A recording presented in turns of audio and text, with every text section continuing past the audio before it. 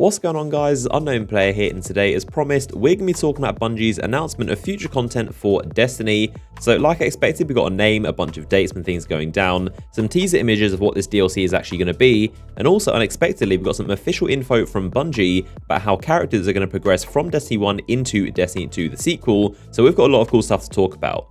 So reading from the Bungie blog post, they said, "We're planning to reveal the final live event for the Destiny 1 era next Wednesday. We're calling it Age of Triumph." So that is the actual name of this spring DLC. That is the official name to get used to, Age of Triumph. So we intend for it to be a fun and memorable collection that will bring the first major chapter of our Destiny adventures to a fitting close. We'll look back at 3 incredible years we've shared as a community, look back at some final challenges and rewards that await you in the weeks ahead. So we'll get on to the rest of the details about this Age of Triumph event, but first they actually talk about some Destiny 2 info and how the characters will progress, which I'll summarize real quick right now. So they open up by saying sequels represent the start of a new adventure for every player, new worlds to explore, new stories to tell, new powers to acquire, new loot to earn, and much more. So that is kind of a little hint of what to expect in Destiny 2, but especially interesting is the new worlds to explore, which is definitely very nice to hear. So hopefully we'll get some new planets and new places to actually go to. So moving on, they said, "This led us to a decision that will enable us to serve both the game and the player's interests. So Destiny 1's power, possessions, Eververse-related items, and currency will not carry forward into Destiny 2. They will, however, remain, of course, accessible in Destiny 1.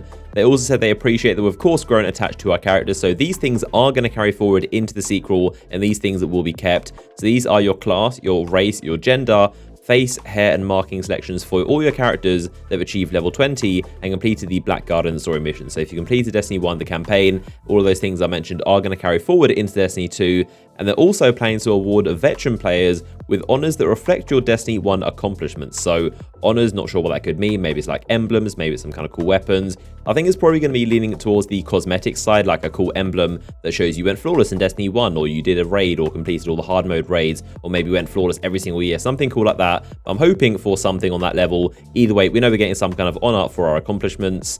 They also said they believe this is the best path forward and it allows us to introduce the major advancements and improvements that all of us expect from a sequel. So there you go. Confirm that the Destiny 2 will have major advancements and improvements. I mean, kind of things that we would expect, but it's definitely nice to hear from Bungie themselves saying it's going to have a major advancements and improvements. So leaning towards the side that Destiny 2 is not going to be just like a glorified expansion with more stuff to do. It's going to be a complete overhaul to the game, and it's going to have major changes to what we expected from Destiny 1. That's basically why all of our gear can't carry forward, because it probably wouldn't fit in this new world. They then went on to say, "We're looking forward to sharing more details with you later this year about how we'll honor your legacy in the future." So I'm expecting probably around E3 we'll hear more details about how characters will progress and what those honors are going to be. So probably later in the year, maybe August even. That's just for those accomplishments. I'm sure we're going to get a full Destiny 2 reveal a lot earlier than that, probably before E3 if you ask me.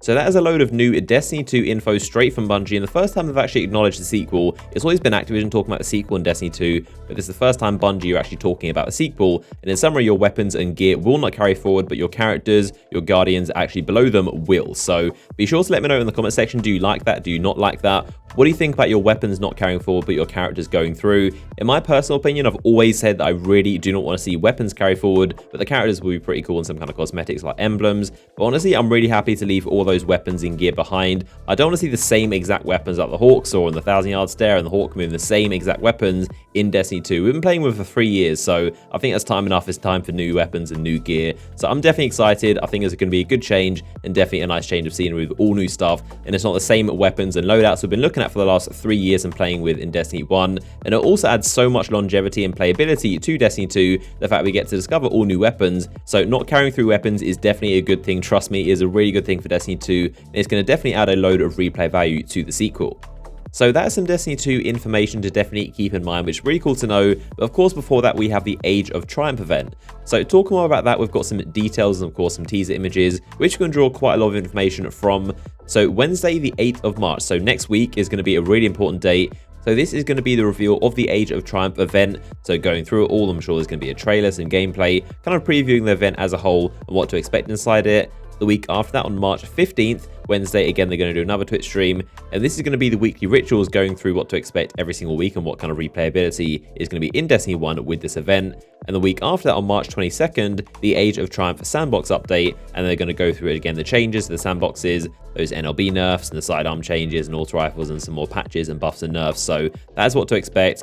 Now, they didn't actually give an official release date for this event as a whole. All they did say is the end of March. So surprisingly not April, but the end of March is what they said. Not sure why they didn't give a specific date. That's most likely going to be the Tuesday, the 28th of March. So look at that date. It's probably going to be the most likely date. And that is when to expect this Age of Triumph event to go live. So looking at the actual event and what to expect inside it, of course we have the remakes of the old raids, so definitely Vault of Glass and also all the other ones as well, which I'll get into in a second. But of course the main image for the Age of Triumph is a Praetorian standing in front of the Vault of Glass. If you don't recognize the image, that is of course signifying the Vault of Glass remake. So the image for the weekly rituals stream is pretty interesting. It shows off the weekly events. So you might notice two brand new icons on the right of the screen, but starting from the left, we of course have the weekly Crucible playlist.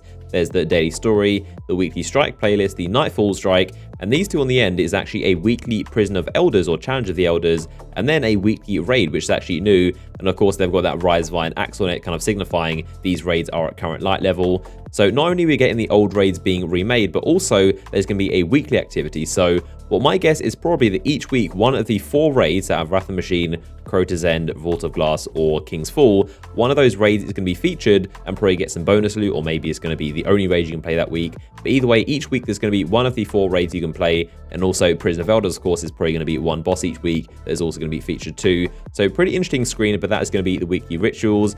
And now the final one is a very, very cool image of a hunter in the Vault of Glass. Yes, that's right. That is the Vault of Glass, the kind of opening section. And he's, of course, got some brand new armor. This is most likely going to be some armor that you get from the raid, possibly the new raid gear. But he's definitely got some very strange mechanical looking gear on. But there you go. That is some new armor we can expect most likely from the Vault of Glass, seeing as this hunter is positioned there. So one final thing is something that not a lot of people have noticed, and that's actually a very interesting kind of image or part of the main banner that Bungie showed off. Now, normally you wouldn't really think too much of this, but if you actually look a little bit closer, you might recognize the first image is Vault of Glass at the top left, and the top right is, of course, 2 swords representing the Crota raid, and then down below we've got the Kings at Fall, the Taken King logo, and next to that, I'm pretty sure it's just like a generic image. I don't think that's actually Siva or Wrath of the Machine. A lot of people are saying it is the Siva logo. It's definitely not the Siva logo, but wherever it is, it's not really too important. Either way, we have Vault of Glass, Crota, and King's Fall. Those 3 logos, of course, represent the all 3 raids coming back, not just Vault of Glass, but all 3 of them. So that is a very important note. The Bungie kind of snuck in there and hardly anyone noticed it, but there you go. A really, really cool image kind of showing off we are in fact getting all 3 raids, not just Vault of Glass, and that is definitely what to expect from this Age of Triumph event.